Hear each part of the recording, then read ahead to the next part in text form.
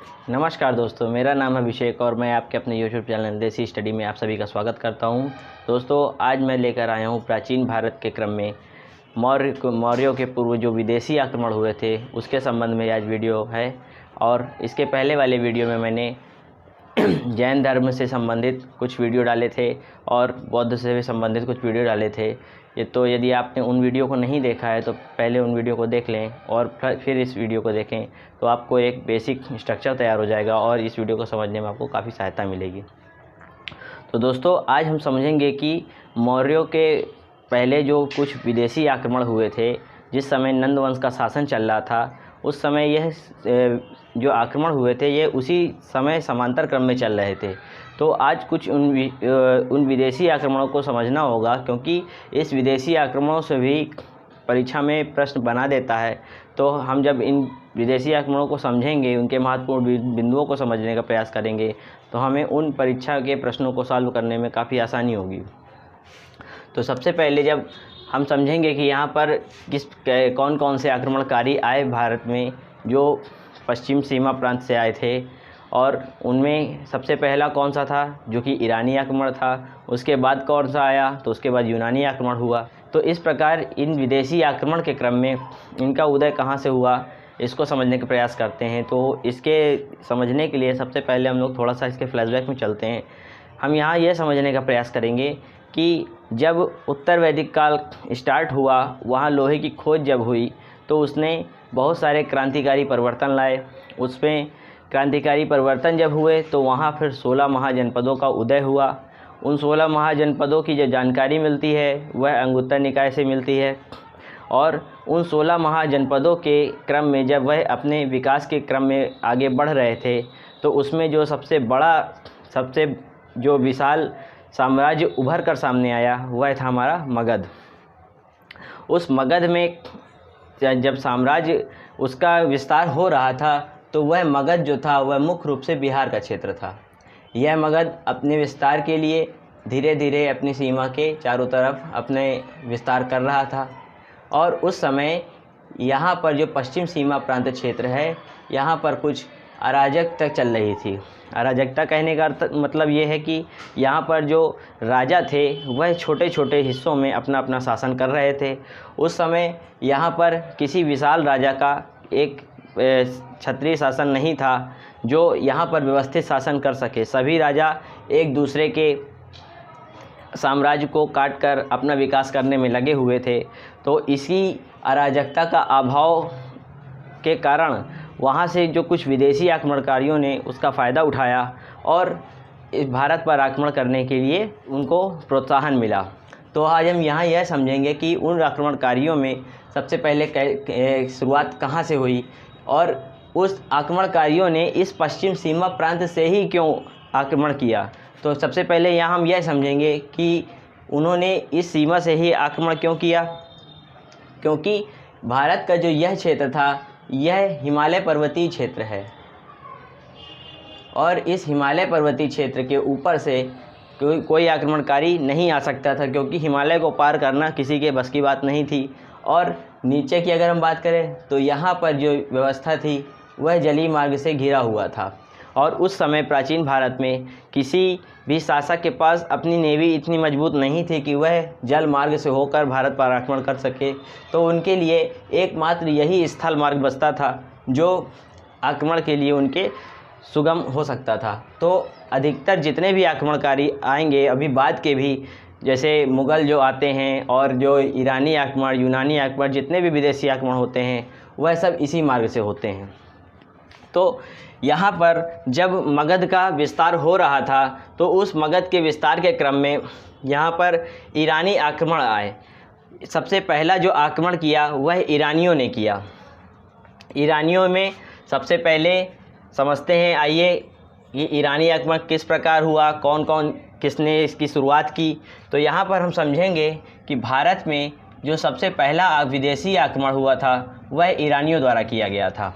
और उन ईरानियों में सबसे पहला जो वंश था वह हकमनी वंश के शासक ने भारत पर ईरान से आकर आक्रमण किया था।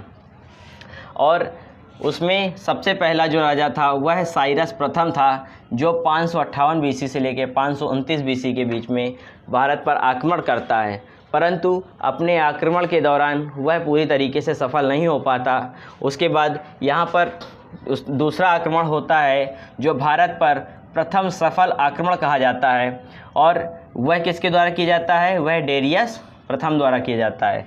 तो यहाँ पर प्रश्न पूछेगा कि भारत पर सबसे पहला जो विदेशी सफल आक्रमण हुआ वह किसके द्वारा किया गया?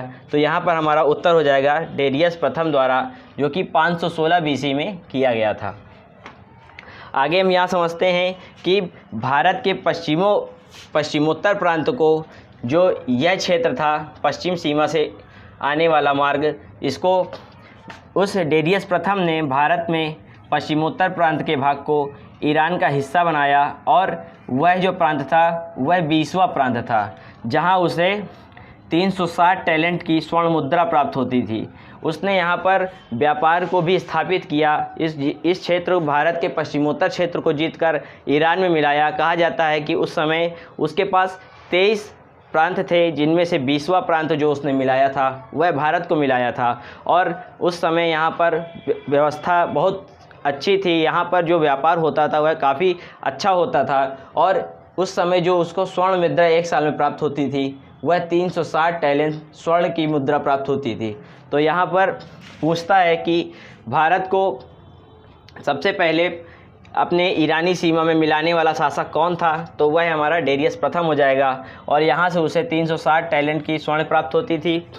तो इसके बाद हम लोगों ने यह समझा कि ईरान में कौन कौन से शासक ने आक्रमण किया। यहाँ पर सबसे पहला जो आक्रमण हुआ वह हकमनी वंश के शासक द्वारा किया गया, जो कि साइरस प्रथम द्वारा था। और उसके बाद भारत पर सफल आक्रमण सबसे पहले किसने किया? तो भारत में जो सबसे पहला सफल आक्रमण था वह डेरियस प्रथम द्वारा किया गया, जो कि 516 बीसी में किया गया। आइए अब समझते हैं कि यहाँ पर सबसे पहला ईरानी आक्रमण जो हुआ था उसके कारण भारत में क्या क्या स्थितियों में परिवर्तन हुआ, उसके क्या क्या प्रभाव पड़े, तो उससे भी हम समझने का प्रयास करते हैं। तो यहाँ पर भारत में जो ईरानी आक्रमण हुआ था उसके क्या प्रभाव पड़ते हैं? तो यहाँ पर जो खरोष्ठी लिपि हम लोग सुनते हैं उसका जन्म हुआ। यहाँ पर खरोष्ठी लिपि का जन्म हुआ, जो कि ईरानी की अरमाइक लिपि से विकसित हुई है। तो यहाँ पर हम लोग देखते हैं कि अशोक के जो शिलालेख थे, जो ब्राह्मी लिपि, खरोष्ठी लिपि और अरमाइक लिपि तीनों में बने हुए हैं। तो यहाँ पर खरोष्ठी लिपि का जन्म हुआ, जो कि अरमाइक लिपि से विकसित हुई है। ईरानियों ने यहाँ पर आकर इस लिपि को विकसित किया, और इसके बाद अगला हम लोग इसका प्रभाव देखते हैं। तो मौर्य कला पर, जो कि मौर्य साम्राज्य के पास पड़ेगा, वहाँ पर ईरानी प्रभाव पड़ा, और उसमें मौर्य वंश के जो शासक थे चंद्रगुप्त मौर्य, उन्होंने एक विशाल राजप्रासाद का आयोजन किया था, और उसमें उन्होंने कई सारे स्तंभों का निर्माण करवाया, और उन स्तंभों में इस लिपि का प्रयोग किया। तो यहाँ पर उस ईरानी कला का भी प्रभाव देखा जा सकता है। और उसके बाद कुछ आगे जब राजा आएंगे, जैसे अशोक के राजा, जो कि सारनाथ का स्तंभ है उनका बना हुआ, उसमें भी ये अरमाइक लिपि और खरोष्ठी लिपि या ब्राह्मी लिपि से लिखे हुए शिलालेख आपको मिल जाएंगे। तो वहाँ पर भी इसका प्रभाव देखा जा सकता है। और उसके बाद यहाँ पर अगला प्रभाव क्या पड़ता है? तो यहाँ पर धार्मिक संबंधों का भी विकास हो जाता है। तो यहाँ पर हम देखते हैं कि ईरानी कला से काफ़ी कुछ हमें भारत देश में इसका प्रभाव पड़ता है। वहाँ से जो चीज़ें नई विकसित हुई थी वह भी भारत में आकर दिखाई देती हैं। तो यहाँ पर हम लोगों ने सबसे पहला जो आक्रमण भारत में हुआ, ईरानी आक्रमण, उसे समझने का प्रयास किया। अब आइए समझते हैं कि इसके बाद भारत में जो दूसरा विदेशी आक्रमण हुआ था वह कौन सा था? तो वह दूसरा विदेशी आक्रमण यूनानी आक्रमण था। आइए उसको समझते हैं। तो यूनानी आक्रमण को समझने के लिए हमें समझना होगा कि उस समय किसका शासन चल रहा था और भारत में क्या स्थितियां थी उस समय। तो यहाँ पर हम देखेंगे कि जो यूनान से, जो कि ईरान के आगे वाला क्षेत्र था, जब यूनान में हम ईरान में पश्चिम की तरफ बढ़ेंगे तो आगे एक क्षेत्र पड़ता है यूनान। वहाँ का एक राजा था जो कि फिलिप नाम का एक राजा था।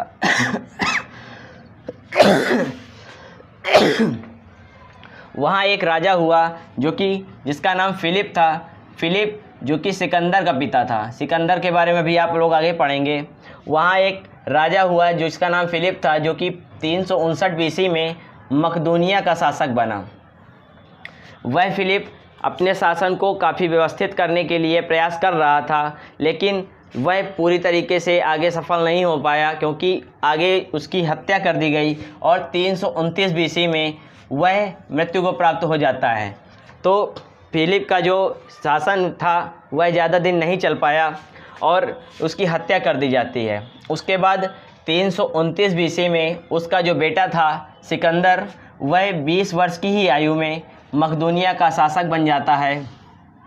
आगे यहाँ हम देखेंगे कि प्रश्न पूछता है कि सिकंदर कितनी वर्ष की आयु में शासक बना था सिकंदर का, तो वह 20 वर्ष की आयु में बन गया था, क्योंकि उसके पिता की मृत्यु हो गई थी और उसके शासन व्यवस्था को संभालने वाला कोई नहीं था।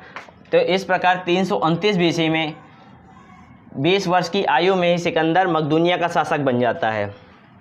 और सिकंदर अपने शासक बनने के बाद विश्व विजेता बनने का सपना देखता है। क्योंकि उसके जो गुरु थे वह अरस्तु थे, और अरस्तु से आशीर्वाद लेकर वह विश्व विजेता बनने के क्रम में अपने शासन व्यवस्था को बढ़ाने का प्रयास करने लगता है। और उस समय लगभग जितने भी विश्व में देश खोजे गए थे वह धीरे धीरे उन पर आक्रमण कर उन्हें जीतता जा रहा था, और उसके अंदर विश्व को जीतने की चाहत बढ़ती जा रही थी।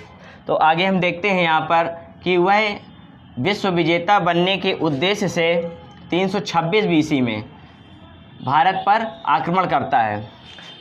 भारत पर आक्रमण करने के लिए वह क्या करता है, तो आइए कुछ स्थितियां वहां पर समझने का प्रयास करते हैं। जब वह भारत की ओर बढ़ रहा था तो उसे हिंदुकुश पर्वत को पार करना पड़ा। हिंदुकुश पर्वत को पार करके वह भारत आया, और भारत जब आया तो यहाँ तक्षशिला का जो राजा था, राजा आम्भी, वह सिकंदर के बारे में उसने काफ़ी कुछ सुन रखा था कि वह काफ़ी बहादुर राजा है और उसकी जो सेना है वह काफ़ी विशाल है। राजा आम्भी यह जानता था कि मैं सिकंदर से नहीं जीत सकता, इसलिए उसने आत्मसमर्पण करने का विचार किया।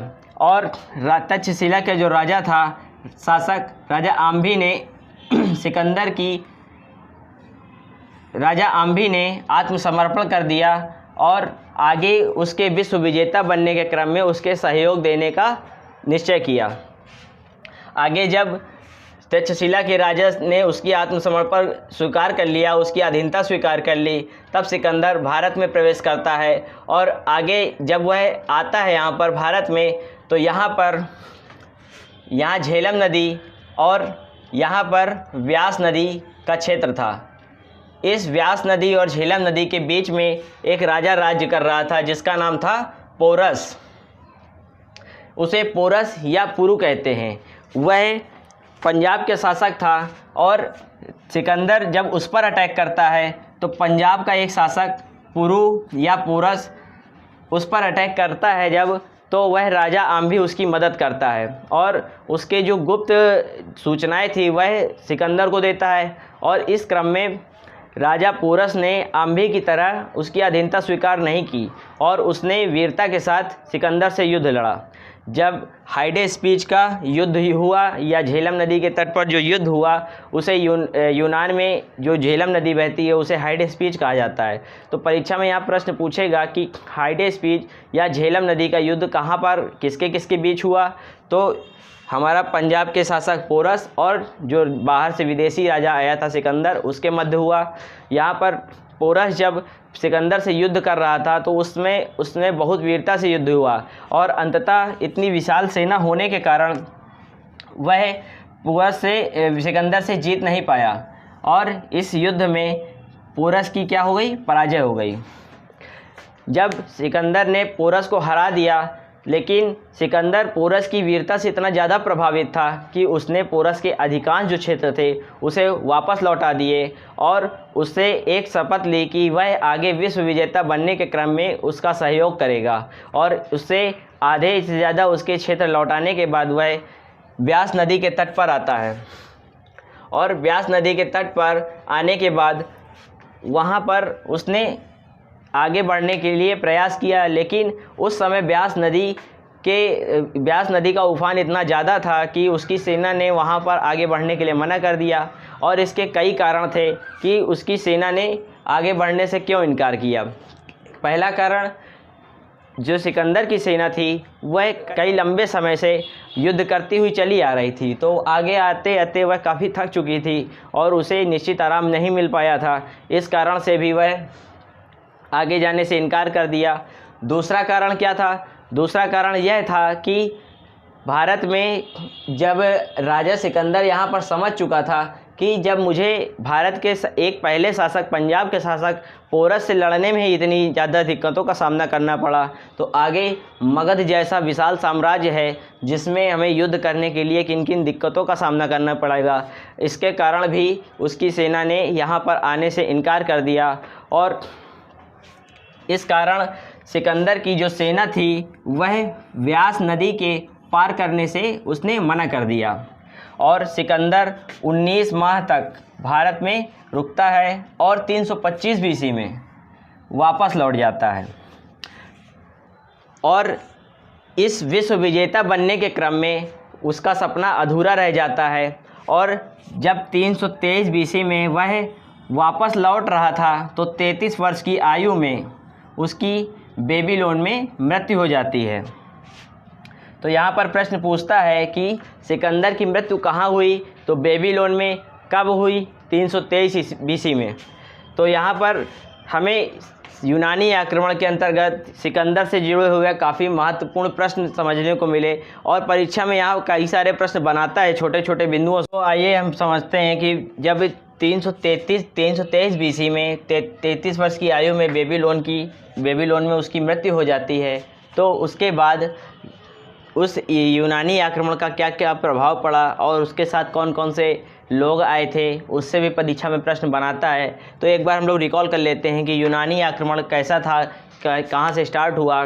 तो आइए समझते हैं कि सबसे पहले जो फिलिप था, जो सिकंदर का पिता था, वह मकदूनिया का शासक 359 बीसी में बनता है।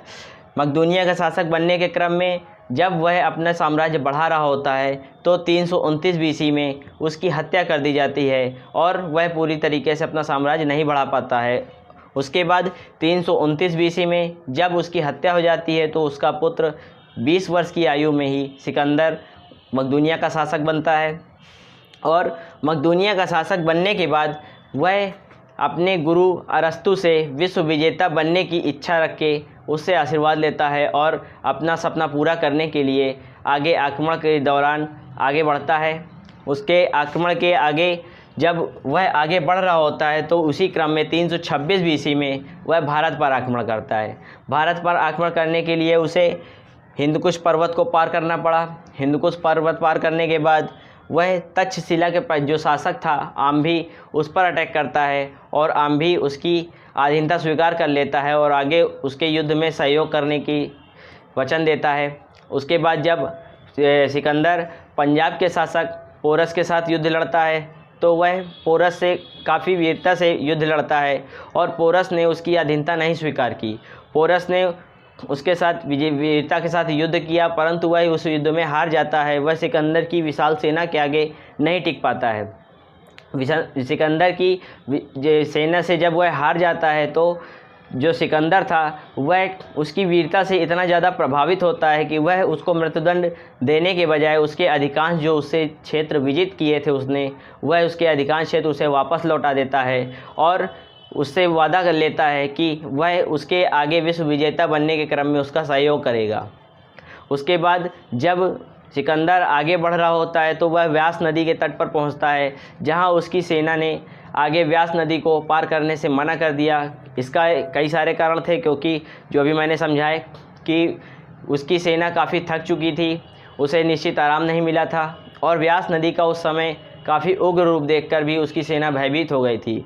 सिकंदर ने काफ़ी प्रयास किया परंतु उसकी सेना वहाँ उसको पार करने में मना कर दिया। तो सिकंदर जब वापस जा रहा था तो उसने अपनी सेना को 2 भागों में बांट दिया। उसने कुछ आधी सेना जलीय मार्ग से भेजी जिसका नेतृत्व निराकस ने किया और स्थल सेना का नेतृत्व खुद सिकंदर ने किया। वापस जाने के क्रम में 323 BC में 33 वर्ष की अवस्था में उसकी बेबीलोन में मृत्यु हो जाती है। तो इस प्रकार यूनानी आक्रमण की जो रूपरेखा थी मैंने उसे समझाने का प्रयास किया। अब आइए समझते हैं कि उस यूनानी आक्रमण के क्या क्या प्रभाव पड़े। तो आइए समझते हैं प्रभाव। गांधार शैली में सबसे पहला जो प्रभाव पड़ा वह गांधार शैली का विकास होना है। यहाँ पर गांधार शैली का विकास कैसे हुआ, तो प्रश्न पूछता है कि गांधार शैली कहाँ से विकसित हुई। तो जो यूनानी आए थे उन्होंने ही इस गांधार शैली को विकसित किया। आप लोगों ने देखा होगा कि बौद्ध धर्म की जितनी भी मूर्तियाँ हैं वह गांधार शैली में विकसित हुई, और उसमें अपोलो के उनके जो प्रमुख देवता थे उनका भी चित्रण देखने को मिलता है यहाँ। उसके बाद अगला जो समझते हैं, भारत का एकीकरण हुआ। यहाँ मगध के जब राजा थे चंद्रगुप्त मौर्य, वह इस आक्रमण को देखकर समझ चुके थे और उन्होंने अपने भारत को एकीकृत करने के लिए जब वो जान गए कि यहाँ विदेशी आक्रमणकारी आना शुरू हो गए हैं, तो उन्होंने भारत को एकीकृत करने का प्रयास किया और इस तरह भारत काफ़ी सुरक्षित महसूस हुआ। तो इस प्रकार यहाँ पर हम देखते हैं आगे यूनान के साथ उसका संपर्क बढ़ जाता है, और जब यूनानी भारत में आने लगते हैं तो वहाँ पर उनसे व्यापार और वाणिज्य का काफ़ी विकास होता है। यूनान के साथ संपर्क बढ़ने से भारत में जो भारत का व्यापार था वह काफ़ी विस्तृत हो गया। पहले भारत का व्यापार पड़ोसी क्षेत्रों से ही होता था, लेकिन अब ईरान के आगे यूनान जो पड़ता है वहाँ तक भारत का व्यापार विकसित हो गया और इस प्रकार भारत की आर्थिक व्यवस्था काफ़ी मजबूत होने लगी। तो इस प्रकार हम लोग देखते हैं कि यूनानी आक्रमण के आने से क्या क्या प्रभाव पड़े। आइए समझते हैं। अब सिकंदर के साथ कुछ लोग आए थे, उनके बारे में भी परीक्षा में प्रश्न पूछता है, तो आइए उसे समझने का प्रयास करते हैं कि सिकंदर के साथ कौन कौन से व्यक्ति आए थे। तो सिकंदर के साथ जो सबसे पहले महत्वपूर्ण लेखक थे वह निरियाकस थे, उसके बाद आनीसिक्रेटस और तीसरे व्यक्ति अरिस्टोक्यूलस जो सिकंदर के साथ आने वाले प्रमुख लेखक थे। इन लेखकों ने सिकंदर के जीवन के बारे में, उसने कहाँ कहाँ पर आक्रमण किए और भारत में जो विशेष रूप से उन्होंने अपने साहित्यों में सिकंदर के बारे में काफ़ी वर्णन किया है, जिससे हमें इतिहास के बारे में जानकारी मिलती है। तो यहाँ से भी परीक्षा में प्रश्न बनाता है। तो इस प्रकार आज हम लोगों ने इस वीडियो में ईरानी आक्रमण और उसके प्रभावों को समझने का प्रयास किया, और उसके बाद जो दूसरा आक्रमण यूनानी आक्रमण हुआ उसे समझने का प्रयास किया, और उसके क्या क्या प्रभाव पड़े भारत में उसे समझने का प्रयास किया। तो इस वीडियो को आप लोग ज़्यादा से ज़्यादा लाइक एंड सब्सक्राइब करें और अपनी कमेंट बॉक्स में राय अवश्य लिखें। Thank you.